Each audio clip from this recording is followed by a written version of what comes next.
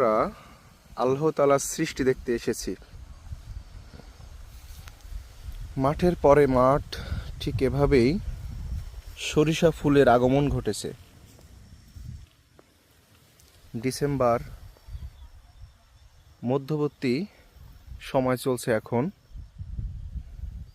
আমরা দেখতে এসেছি আখের ফুল, এই যে আখের ফুল, এবং তার সাথে সরিষা ক্ষেত। সত্যি খুব দারুণ লাগছে।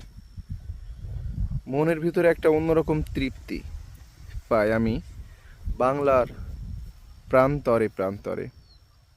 এটা সত্যি দারুণ ছিল।